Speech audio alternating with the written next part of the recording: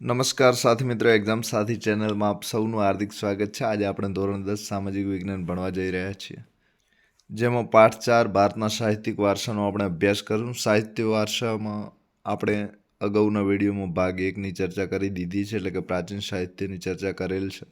અને અત્યારે તમને મધ્યકાલીન સાહિત્ય સમજ આપવા જઈ રહ્યો છું. સાથે ચેનલ પસંદ પડે તો જરૂર સબસ્ક્રાઈબ અને શેર કરતા રહેજો. વિડીયો પસંદ પડે તો લાઇક, શેર અને કોમેન્ટ જરૂર કરજો. વૈદિક સાહિત્યની આપણે સંપૂર્ણ ચર્ચા થઈ ગઈ છે, બરાબર. એટલે એમાં વેદો છે, બ્રાહ્મણ ગ્રંથો છે, આર્યન ગ્રંથો છે, ઉપનિષદો છે, એ તમારે મોઢે રાખવાના છે. સાથે પુરાણો છે.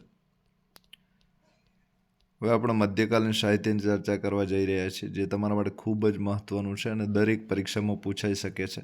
સાથે જીપીએસસી મુખ્ય પરીક્ષામાં પણ આવે છે અને પ્રિલિમમાં પણ આવે છે, બરાબર.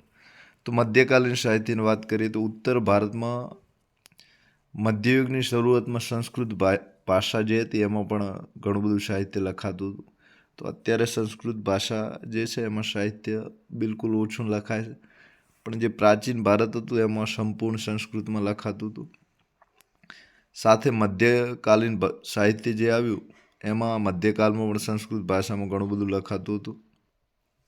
શરૂઆતના ઉત્તર ભારતમાં બે ગ્રંથો છે જે સંસ્કૃત ભાષામાં લખાયા. એ બે ગ્રંથોનું નામ છે સોમદેવનો કથા સરિત સાગર અને બીજો છે કલહણનો રાજ તરંગીણી. તો આ બંને ગ્રંથો તમારે ખાસ યાદ રાખવાના છે. તો સોમદેવનો કથા સરિત સાગર, બરાબર, તો આ ગ્રંથ ખૂબ મહત્વનો છે. બીજો છે કલહણ કરીને જે લેખક હતા એમણે રાજ તરંગીણી લખ્યું છે. તો આ બંને ગ્રંથો કાશ્મીર રાજ્યમાં લખાયેલા છે. અત્યારે જે જમ્મુ કાશ્મીર છે એમાંનું જે કાશ્મીર છે એમાં બંને ગ્રંથો લખાયા હતા. તો સોમદેવે કથા સરિત સાગર લખ્યું હતું અને કલહણ હતા એમણે રાજ તરંગીણી લખ્યું હતું. તો આમાં રાજ તરંગીણી ગ્રંથ છે એ કાશ્મીરના ઇતિહાસને આલેખે છે. ઇતિહાસ એટલે કે જૂના સમયમાં જે કાશ્મીરમાં બનાવો બનેલા, ઘટનાઓ બનેલી એનું વર્ણન કરતો ગ્રંથ છે. તો કોનું વર્ણન કરે છે? તો કાશ્મીરના ઇતિહાસનું. બીજું એ કે આ કલહણનું જે રાજ તરંગીણી છે તમારે ખાસ યાદ રાખવાનું છે. તો ભારતનો સર્વપ્રથમ ઐતિહાસિક ગ્રંથ હોય તો આ રાજ તરંગીણી ગ્રંથ છે. તો પરીક્ષામાં પૂછાઈ શકે છે કે ભારતનો સર્વપ્રથમ ઐતિહાસિક ગ્રંથ કયો છે? તો કે રાજ તરંગીણી છે. એને કોણે લખ્યો હતો? તો કે કલહણે લખ્યો હતો, બરાબર. આ બંને ખાસ વાતો યાદ રાખજો. ત્રીજા લેખક છે જયદેવ. આ જયદેવનું ગીત ગોવિંદ ખૂબ મહત્વનું છે. તો આ ગીત ગોવિંદ પણ તમારે યાદ રાખવાનું છે. આમાં કૃષ્ણની ઘણી બધી વાર્તાઓ કરેલી છે, બરાબર. તો આ પણ એક સરસ મજાનું કાવ્ય ગ્રંથ છે. આપણે યાદ રાખવાનું છે ગીત ગોવિંદ. તો ગીત છે એટલે કે કાવ્ય ગ્રંથ છે. કેમ પૂછે તો પદ્ય ગ્રંથ લખજો, ગદ્ય એટલે કે પાઠ ગ્રંથ ન લખતા. હવે આ સમયે અભ્રંશ થયેલી ભાષાઓમાંથી આધુનિક ભારતીય ભાષાઓનો વિકાસ શરૂ થયો. હવે જે અભ્રંશ એને કહેવાય. દાખલા તરીકે સંસ્કૃત મુખ્ય ભાષા હતી. હવે આ સંસ્કૃતમાંથી અમુક બોલીઓ નીકળી, બરાબર. દાખલા તરીકે સંસ્કૃતમાંથી હિન્દીનું હિન્દવી રૂપ, પછી હિન્દીની બોલી નીકળે અવધી છે, ભોજપુરી છે. આ બધી છે એમાંથી ઘણી બધી ભાષાઓનો જન્મ થયો અને એ આધુનિક ભાષાઓ એટલે કે ગુજરાતી જન્મી, મરાઠી જન્મી, હિન્દી જન્મી, આવી બધી ભાષાઓની વાત છે. તો અભ્રંશ એટલે એક સારી ભાષામાંથી બીજી ભાષા જે નીકળે એને અભ્રંશ કહેવાય છે, બરાબર. તો અભ્રંશમાં ટૂંકમાં અભડાયેલી એવું કહી શકાય છે, બરાબર. પણ તમારે અભ્રંશ યાદ રાખવાનું છે. તો અભ્રંશ થયેલી ભાષાઓમાંથી આધુનિક ભારતની ઘણી બધી ભાષાઓનો વિકાસ શરૂ થયો. હવે આ ભાષાઓ જ્યારે નવી બની રહી હતી એમાં કવિ ચંદ બદરાઈ હતા. ચંદ બદરાઈ ખોટું લખેલું છે, એમનું નામ ચંદ બરદાઈ છે, બરાબર. તો આ ચંદ બદરાઈ છે એમણે પૃથ્વીરાજ રાસો લખ્યું છે. પૃથ્વીરાજ રાસો પુસ્તક તમારે યાદ રાખવાનું છે. કોણે લખ્યું છે? તો કે ચંદ બદરાઈ. હવે આ ચંદ બરદાઈ જે હતા એમણે પૃથ્વીરાજ રાસો લખ્યું છે. સાથે આ પૃથ્વીરાજ રાસો છે એમાં તમે ટીવીમાં ઘણી બધી સિરિયલો જોઈ છે પૃથ્વીરાજ ચૌહાણની, બરાબર. તો આમાં પૃથ્વીરાજ ચૌહાણની વીરતાપૂર્ણ કાર્યો જે એમણે કર્યા હતા, જે યુદ્ધો કર્યા હતા, તરાઈનું યુદ્ધ લડ્યા હતા, બરાબર. તો એ બધા યુદ્ધોની આમાં વાત કરેલી છે. તો આમાં પૃથ્વીરાજ રાસો એના નામ ઉપરથી તમને યાદ રહેશે. તો કે પૃથ્વીરાજ રાસો, પૃથ્વીરાજ ચૌહાણની વીરતાપૂર્ણ કાર્યનું વર્ણન કરેલું છે. કોણે લખ્યું છે? તો કે કવિ ચંદ બરદાઈ હતા, એમણે લખ્યું છે. સાથે જ હિન્દી સાહિત્યમાં વીર ગાથાઓનો, બરાબર, વીર એટલે જે વીર હોય સાહસી કાર્ય કરતા એમની વાતો આમાં કરેલી છે અને એમાં સૌ પ્રથમ પૃથ્વીરાજ ચૌહાણની વાતો કરેલી છે. તો હિન્દી સાહિત્ય જગતમાં વીર ગાથાનો શરૂઆત આની સાથે થાય છે. આ સમયે દક્ષિણ ભારતમાં સંસ્કૃત સાહિત્યની પણ ઘણા મોટા પ્રમાણમાં રચના થઈ. એટલે કે ઉત્તર ભારતમાં કાશ્મીરમાં સંસ્કૃત સાહિત્ય રચાયું. સાથે જયદેવે ગીત ગોવિંદ પણ લખ્યું. અને ત્યારબાદ દક્ષિણ ભારતમાં પણ સંસ્કૃત સાહિત્યની રચના થતી હતી. એમાં ખાસ કરીને શંકરાચાર્ય હતા, એમનું ભાષ્ય પણ જાણીતા છે. ભાષ્ય એટલે ટીકાઓ, બરાબર. અલગ અલગ ગ્રંથો હોય, દાખલા તરીકે રામાયણ, મહાભારત, આના ઉપર ટીકા લખે. એટલે કે આમાં આ જે છે, આ બનાવ જે બન્યો છે આ રીતનો હતો, બરાબર, આવી આવી ઘટનાઓ હતી. એટલે કે ટીકા, આપણે જેમ શબ્દાર્થ ટીકા ટિપ્પણી આપણે ગમે તે ગુજરાતી પાઠની પાછળ શબ્દાર્થ કે ટિપ્પણી આવે છે, એમ જ આ ગ્રંથને વધારે તમને સમજ પડે એના માટે, એ સમજાવવા માટે એના ખાસ ઉદાહરણો આપે છે અને ભાષ્ય કહે છે. તો શંકરાચાર્યનું ભાષ્ય ખૂબ જાણીતું છે. આ સમયમાં દ્રવિડ કુળની ભાષાઓનો ઘણો બધો વિકાસ થયેલો આપણને જોવા મળે છે. તો દ્રવિડ કુળની ભાષાઓ તમે જાણો છો 4 હતી: તમિલ, તેલુગુ, કન્નડ અને મલયાલમ, બરાબર. આ 4 ભાષાઓ ખૂબ જ મહત્ત્વની છે. અને દ્રવિડ કુળની અને ખાસ કરીને આ દક્ષિણ ભારતમાં આ ભાષાઓ જાણીતી હતી, બરાબર. એટલે તમારે ખાસ યાદ રાખવાનું છે. તો આ દ્રવિડ કુળની ભાષાઓ તમિલ એમાં સૌથી જૂની છે. હવે આ કન્નડ સાહિત્ય છે એ કન્નડ અને મલયાલમમાં થોડી નવી છે. તો થોડા સમય સુધી કન્નડ સાહિત્ય પર જૈન ધર્મની અસર આપણે જોઈ શકીએ છીએ. એટલે કે જૈન જે ધર્મ હતો, મહાવીર સ્વામી અને બીજા અન્ય 23 તીર્થંકરોવાળો, એ ધર્મની ગાઢ અસર આપણે આ કન્નડનું જે સાહિત્ય, કન્નડમાં જે પુસ્તકો લખાતા હતા એના પર આપણે જોઈ શકીએ છીએ. એમાં કવિ પંપાએ આદિપુરાણ, તો આ કન્નડ સાહિત્યમાં 3 કવિ ખાસ યાદ રાખવાના છે: પંપા, પોના અને રન્ના. આ 3 યાદ રાખજો. તો કે કન્નડમાં કોણે સાહિત્ય લખ્યું છે? તો કે પંપા, પોના અને રન્ના, બરાબર. આ ત્રણેયમાં પંપાએ આદિપુરાણ લખ્યું છે. આ બધા જૈન ધર્મના ગ્રંથો છે. તો પંપાનું આદિપુરાણ, પછી 16મા જૈન તીર્થંકર જે હતા એમનું જીવન આલેખતું શાંતિપુરાણ પોનાએ લખ્યું છે. તો પંપાએ આદિપુરાણ, પોનાએ શાંતિપુરાણ અને રનાએ અજીતનાથ પુરાણ લખ્યું છે, બરાબર. ત્રણેયને તમારે યાદ રાખવાનું છે. તો 3 કવિઓના નામ કન્નડ ભાષાના છે, ખાસ યાદ રાખજો: પંપા, પોના અને રન્ના. પંપા, પોના અને રન્ના. તો પંપાએ આદિપુરાણ, પન્નાએ શાંતિપુરાણ અને રનાએ અજીતનાથ પુરાણ, બરાબર. આ 3 ખાસ યાદ રાખજો. તો આ 3 પંપા, પોના અને રના 3 કન્નડ સાહિત્યની ત્રિપુટી ગણાય છે. સાથે કવિ કંબલે તમિલ ભાષામાં રામાયણની રચના કરી. તો કવિ કંબલ કરીને હતા, એમણે તમિલ, સૌથી જે જૂની ભાષા છે, એમાં રામાયણ લખી હતી. એટલે કે આ રામાયણનું ગ્રંથ તમિલમાં અલગ હશે, બરાબર.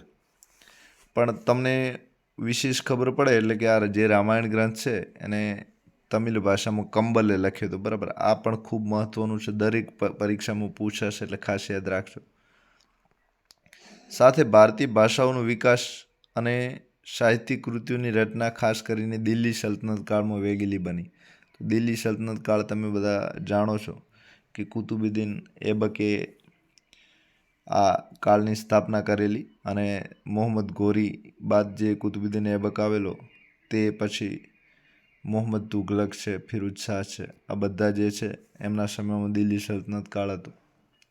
આ ઈસવીસન 1100 પછી ચાલુ થયો, એટલે કે 1196થી ચાલુ થયેલો કાળ છે. આ મધ્યકાલીન સાહિત્યમાં આવે છે, બરાબર.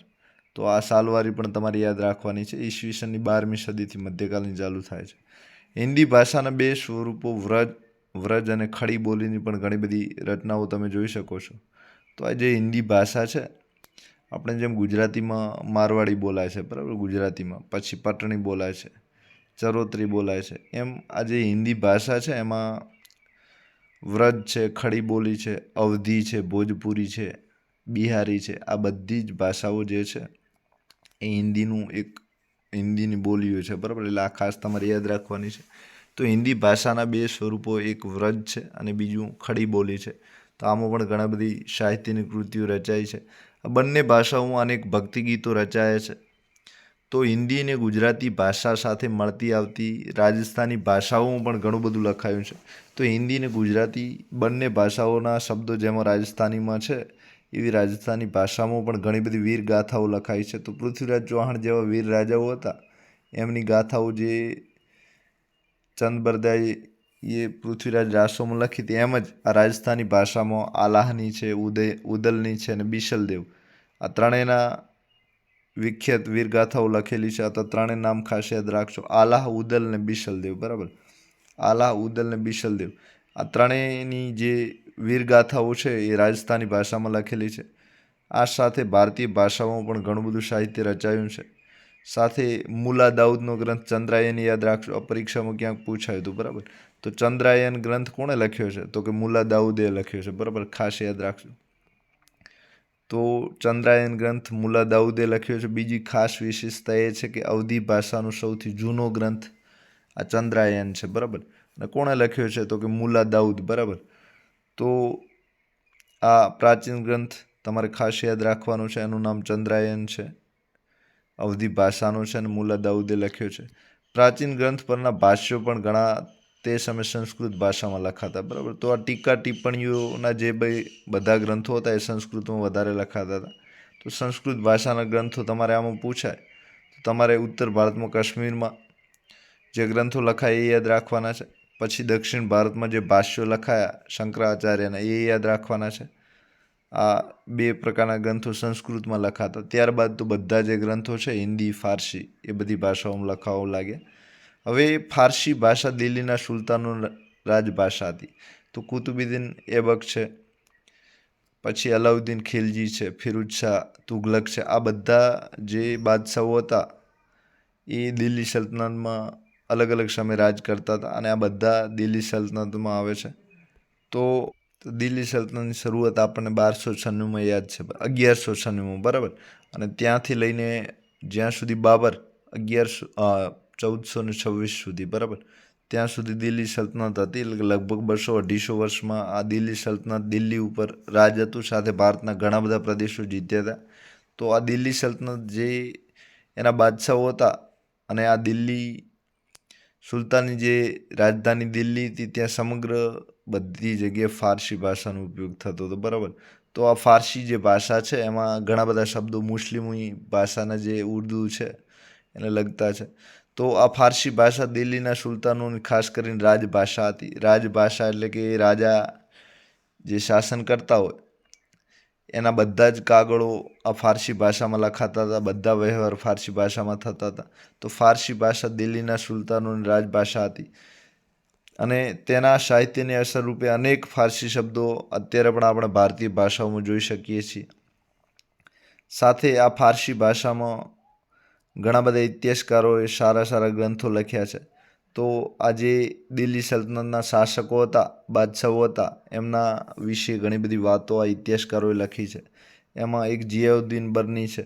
તો જિયાઉદ્દીન બર્નીએ તારીખે ફિરુઝ શાહી લખી છે. બરાબર, તો ફિરુઝ શાહ તુગલક જે હતો એના વિશે જે જિયાઉદ્દીન બર્નીએ લખ્યું છે. તો આ જિયાઉદ્દીન બર્નીનો ગ્રંથ તારીખે ફિરુઝ શાહી બધાને યાદ રાખવાની છે. સાથે ખલજી અને તુગલક વંશના રાજ્યનું વિસ્તૃત વિવરણ કરવામાં પણ આમાં આવ્યું છે.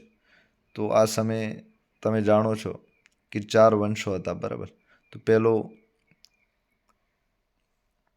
કુતુબુદ્દીન એબકવાળો વંશ હતો, પછી ખલજી, તુગલક અને શહીદ વંશ, આ રીતે 4 વંશો હતા. બરાબર, હવે આ એમાંથી આ જે જિયાઉદ્દીન બર્નીએ છે એમાં ખલજી અને તુગલક વંશના રાજ્યનું વિસ્તૃત વર્ણન કર્યું છે. સાથે તેણે રાજકીય સિદ્ધાંતો એટલે કે રાજકીય રાજ્યમાં જે શાસન ચાલતું એના ઉપર એક ગ્રંથ લખ્યો છે. એનું નામ છે ફતવા-એ જહાંદારી. બરાબર, ફતવો એટલે ઢંઢેરો અને જહાંદારી એટલે જે જહાં એટલે વિશ્વ, જે દુનિયા હોય એના પર શાસન જે રાજા કરતા એ ફતવો ઢંઢેરો બહાર પાડે એના ઉપર આ ગ્રંથ લખ્યો છે. તો બધા ફતવા જે બહાર પાડ્યા છે એ શાસનના છે. બરાબર, તો એને ફતવા-એ જહાંદારી તરીકેનો ગ્રંથ છે. એ કોણે લખ્યો છે? તો કે જિયાઉદ્દીન બર્નીએ. તો જિયાઉદ્દીન બર્નીના તમારે 2 ગ્રંથ યાદ રાખવાના છે, તારીખે ફિરુઝ શાહી અને બીજો છે ફતવા-એ જહાંદારી. બરાબર, બંને ગ્રંથ ખાસ યાદ રાખજો. સાથે આ સમયના અમીર ખુસરો આ સમયનો સૌથી મહાન સાહિત્યકાર ગણાય છે. અમીર ખુસરોનું નામ ખાસ તમારે યાદ રાખવાનું છે. અમીર ખુસરો એક એવા વ્યક્તિ હતા, એ ખુદ કવિ હતા એટલે કવિતા લખતા હતા, ઇતિહાસકાર હતા એટલે કે ઇતિહાસના ઘણા બધા ગ્રંથો પણ લખ્યા છે. રહસ્યવાદી સંત હતા એટલે ઘણા બધા રહસ્ય રાજ જાણતા હતા. સંગીતકાર હતા એટલે કે સારું પોતે ગાઈ શકતા હતા. બીજું એ કે પોતે સારા તબલા અને આ બધાની શોધ પણ અમીર ખુસરોએ કરેલી છે, એટલે એક સારા વાદ્યકાર પણ હતા. સાથે આ જે અમીર ખુસરો હતા એમના ગુરુનું નામ હતું હજરત નિઝામુદ્દીન ઓલિયા, બરાબર. તો અમીર ખુસરો વિશે તમારે પૂછાય તો આ બધું યાદ રાખવાનું છે. તો અમીર ખુસરોના ગુરુ કોણ હતા? તો કે હજરત નિઝામુદ્દીન ઓલિયા હતા, બરાબર. તો નિઝામુદ્દીન ઓલિયાનું નામ તમારે યાદ રાખવાનું છે. સાથે જે અમીર ખુસરો હતા એમણે આશિકા, નૂર, સિપિહર, કિરાતુલ સદાયના આ બધા જ ગ્રંથો એમણે લખેલા છે. તો આ ખાસ આ બધા કાવ્ય ગ્રંથો છે એમને તમારે યાદ રાખવાનું છે. તો આશિકા, બીજાનું નામ છે નૂર, ત્રીજી છે સિપિહર અને ચોથી છે કિરાતુલ સદાન. તો ચારેય ગ્રંથો અમીર ખુસરોએ લખ્યા છે. બીજું એ કે આના સિવાય પણ અમીર ખુસરોએ ઘણા બધા કાવ્યના ગ્રંથો લખ્યા છે. સાથે આ અમીર ખુસરો જે હતા એમને પોતે ભારતીય એટલે કે ભારતના નાગરિક હતા, ભારતમાં રહેતા હતા, એનું એમને ખૂબ ગર્વ હતું. સાથે તેથી તે ભારતને પૃથ્વી પરનું સ્વર્ગ ગણાવતા હતા. આ ખાસ યાદ રાખજો. તો ભારતને આખી દુનિયામાં ભારતને પોતે પૃથ્વી પરનું સ્વર્ગ ગણતા હતા, બરાબર. તો કે પૃથ્વી પર ક્યાં સ્વર્ગ હોય તો એ ભારતમાં છે, આવું કોણ કહેતા હતા? તો કે અમીર ખુસરો. અમીર ખુસરો કોણ હતા?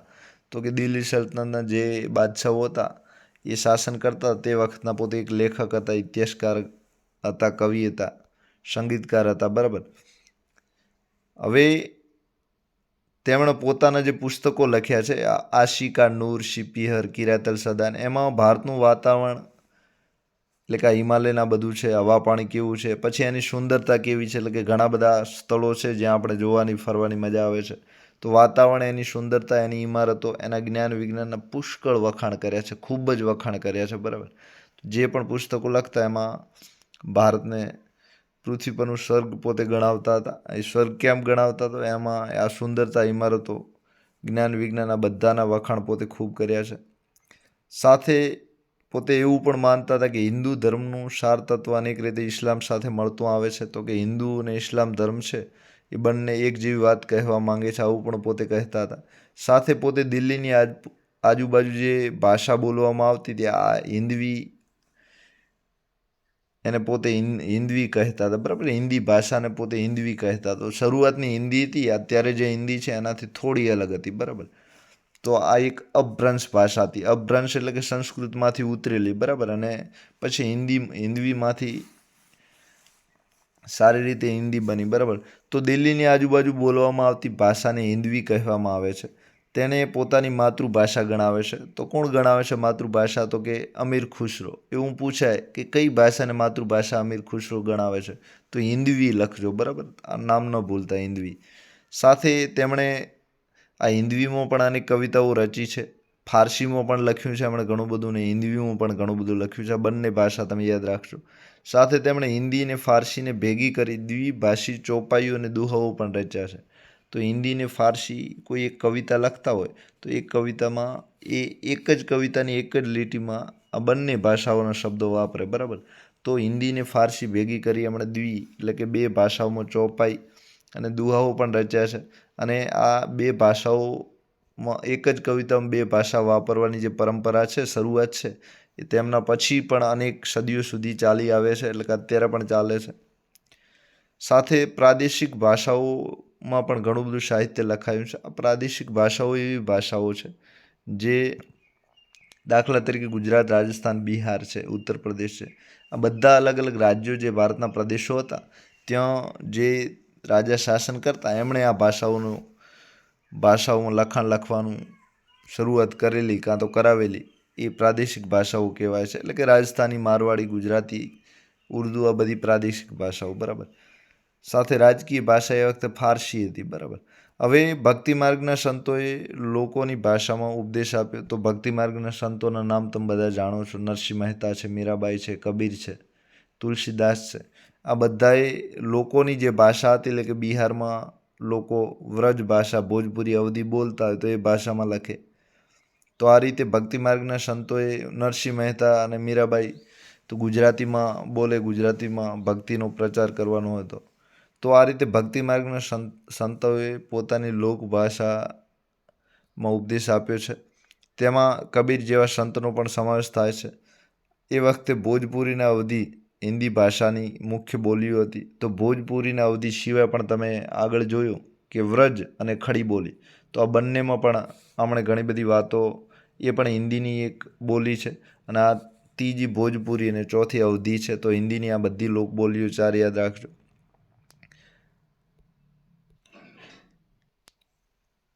તો કબીર છે એમાં પોતે લોકબોલીમાં લખનારા એક ખાસ જાણીતા ભક્તિ માર્ગના સંત છે.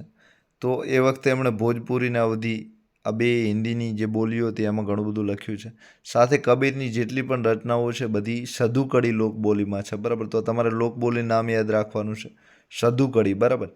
તો કબીરે એક બીજક કરીને ગ્રંથ લખ્યો છે. તો પોતે સધુકડી લોકબોલી હતી એમાં બધી લખ્યું છે, બરાબર. સધુકડી છે જે અવધિને મળતી આવે છે, બરાબર. આ અવધ જે છે બિહારની નજીક આવેલું છે, ઉત્તર પ્રદેશમાં આવેલું છે. અને આ ઉત્તર પ્રદેશમાં જે નજીકની પ્રદેશોમાં ભાષા બોલાતી હતી એમાં અવધિ હતી ને એક બીજી છે આ સધુકડી, બરાબર. તો અવધિ મુખ્ય ભાષા છે અને એને આ અવધિની એક લોકબોલી સધુકડી છે, બરાબર. એટલે કે હિન્દીને મળતું આવે છે, ટૂંકમાં વાત એ છે, બરાબર. સાથે તમારે પૂછાય તો આ સધુકડી કઈ લોકબોલીમાં લખ્યું છે, તો કે સધુકડી. અને બીજો ગ્રંથ કઈ ભાષામાં છે, તો કે અવધી ભાષામાં, બરાબર. આગળ આવશે તો આપણે ચર્ચા કરશું. તો આ કબીર છે એમના દોહરાઓ લોક સાહિત્યનો અંગ બન્યા છે. લોક સાહિત્ય એટલે લોકોનું સાહિત્ય, બરાબર. લોકો ઘરે બેઠા બેઠા વાતો કરતાં કરતાં, વલણું કરતાં કરતાં, રસ્તામાં ચાલતા ચાલતા જે સાહિત્ય રચે બધું લોક સાહિત્ય કહેવાય. તો આ લોક સાહિત્યને જે પણ દોહરાઓ છે એ આ કબીરે રચ્યા છે અને આ લોક સાહિત્યનો ભાગ બન્યા છે. સાથે મલિક મોહમ્મદ જાયસીએ અવધીમાં એક પદ્માવત નામનું મહાકાવ્ય લખ્યું છે. તો પદ્માવત તમે જાણો છો. પદ્માવત કોણે લખ્યું છે, તો કે મલિક મોહમ્મદ જાયસી. આ પદ્માવત તમે દીપિકા પાદુકોણની આમાં એક પિક્ચર પણ બનેલું છે, તમે બધા જાણો છો એનું નામ શું છે, પદ્માવતી. તો મલિક મોહમ્મદ જાયસી જે હતા એમણે અવધી ભાષામાં પદ્માવત નામનું એક મોટું કાવ્ય લખ્યું છે. તો આ ખાસ તમારે યાદ રાખવાનું છે. પદ્માવત કોણે લખ્યું છે, તો કે મલિક મોહમ્મદ જાયસીએ, બરાબર. આ ઉપરાંત તુલસીદાસનો પ્રસિદ્ધ ગ્રંથ પણ રામચરિત્ર માનસ જાણીતો છે. તો તુલસીદાસના ગ્રંથનું નામ ખાસ યાદ રાખજો, રામચરિત્ર માનસ. એ પણ અવધી ભાષામાં લખાયેલો છે. તો આ એક કબીર છે, બીજા મલિક મોહમ્મદ જાયસી છે અને ત્રીજા તુલસીદાસ છે. આ ત્રણેય અવધી ભાષામાં લખ્યા છે ગ્રંથો. તો તુલસીદાસનો પ્રસિદ્ધ ગ્રંથ રામચરિત્ર માનસ. તો આમાં શ્રીરામ ભગવાનની વાત આમાં કરેલી છે, બરાબર. એ ખાસ તમારે યાદ રાખવાનું છે. આ યુગમાં અવધી ભાષાના બીજા કવિઓ પણ ઘણા બધા થઈ ગયા હતા. તો આપણે અહીં મુખ્ય 3 કવિઓની વાત કરેલી છે, કબીર, મલિક મોહમ્મદ જાયસી અને ત્રીજા તુલસીદાસ છે. તો આ યુગમાં જે સાહિત્ય રચાયું છે એને તમે ભાષાઓ યાદ રાખશો એટલે તમને સાહિત્ય યાદ રહી જશે. એક સંસ્કૃત છે, બીજી ફારસી છે, ત્રીજી હિન્દી છે. હિન્દીની ઘણી બધી લોકબોલીઓ ખાસ યાદ રાખજો. વ્રજ છે, અવધી છે, સધુકડી છે, આ બધી ખાસ યાદ રાખજો. આ યુગમાં હિન્દી ઉપરાંત બીજી ભાષામાં પણ ઘણું બધું સાહિત્ય રચાયું. ત્યારબાદ આ હિન્દી સિવાય બંગાળી ભાષા જે હતી, બંગાળી ભાષા, એમાં બંગાળના સુલતાનોના આશરેરી કૃતિવાસે બંગાળીમાં રામાયણ લખ્યું છે. કવિ ચંડીદાસે પણ ઘણા બધા સેંકડો એટલે કે 100 કરતાં પણ વધારે હજારો ગીતો લખ્યા છે કવિ ચંડીદાસે. પછી કૃતિવાસનું નામ યાદ રાખજો, એમણે રામાયણ લખી છે કઈ ભાષામાં, તો બંગાળી ભાષામાં, બરાબર.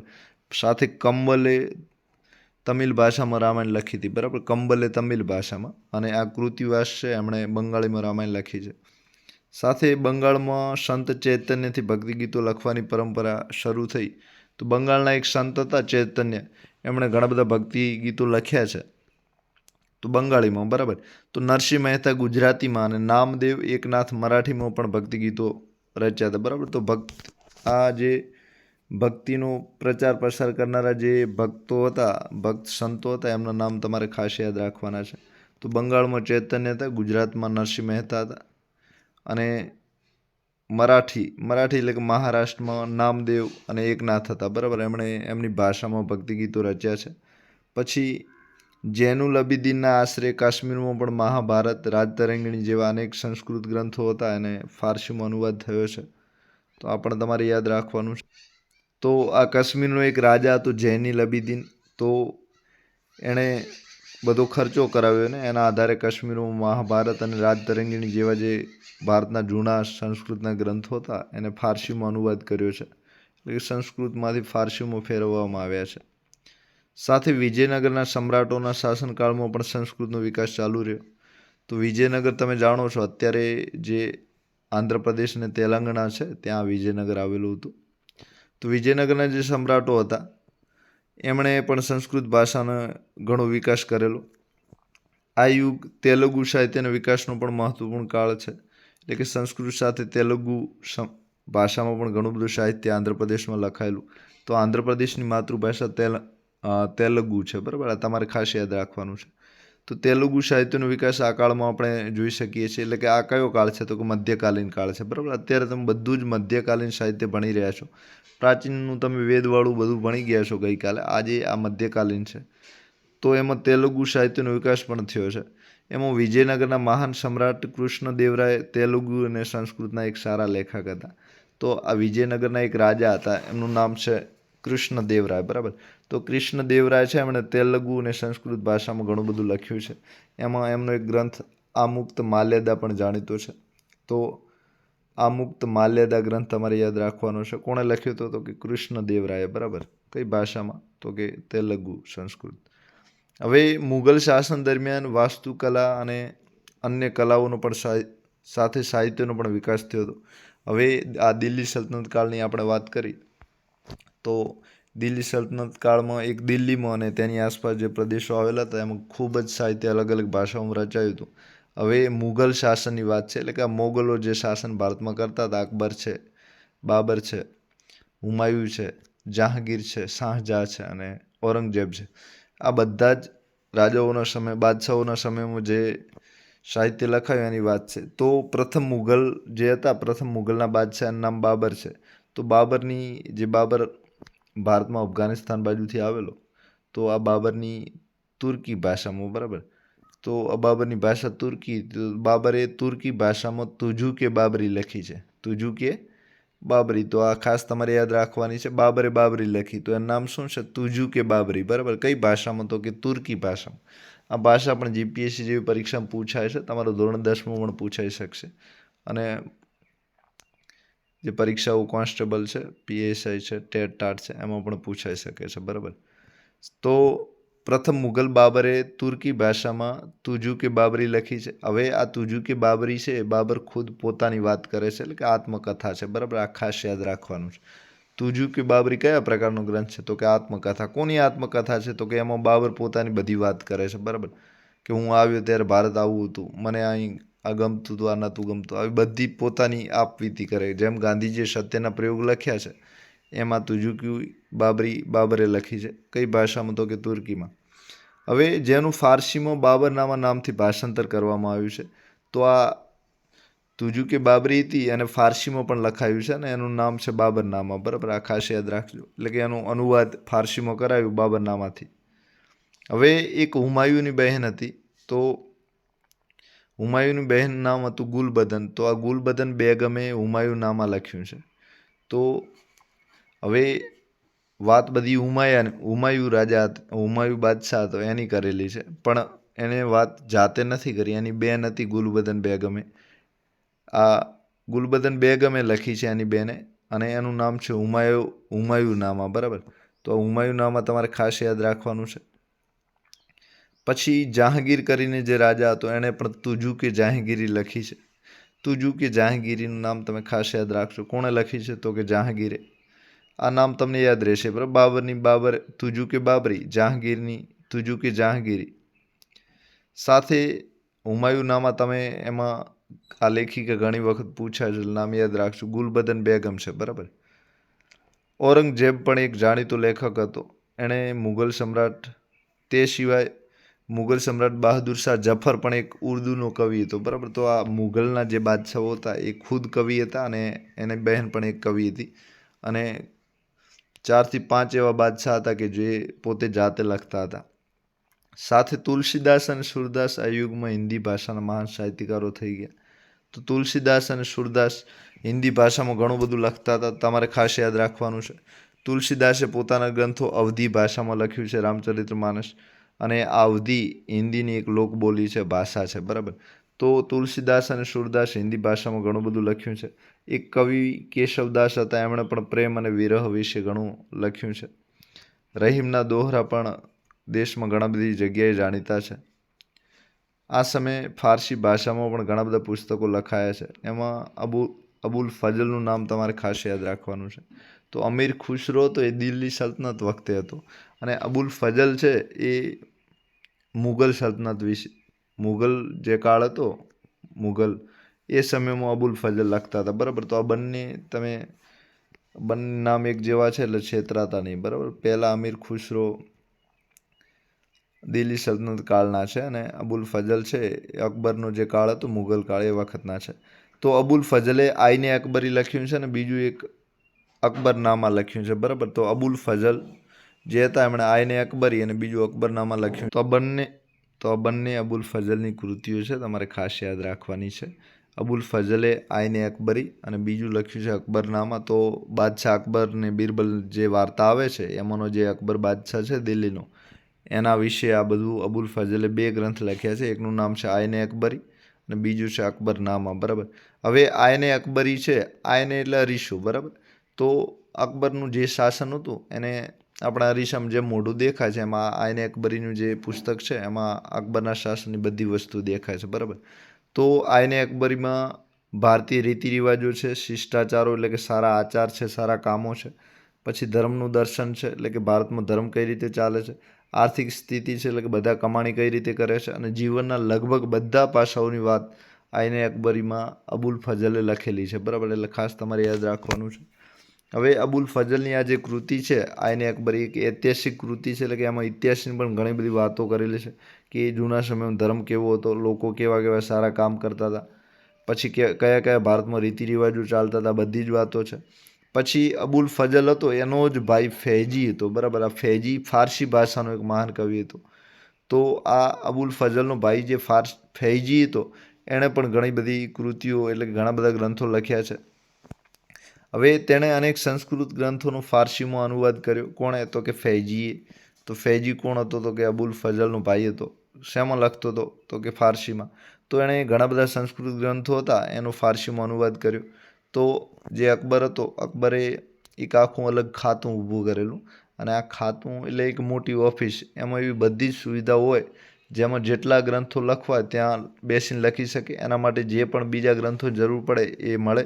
પછી એને લખનાર લહિયા પણ મળે. એટલે કે આવી એક સરસ મજાની વ્યવસ્થા કરી અને આખું સાહિત્ય લખી શકાય એના માટે આખો એક વિભાગ ઊભો કરેલો, ખાતું ઊભું કરેલું.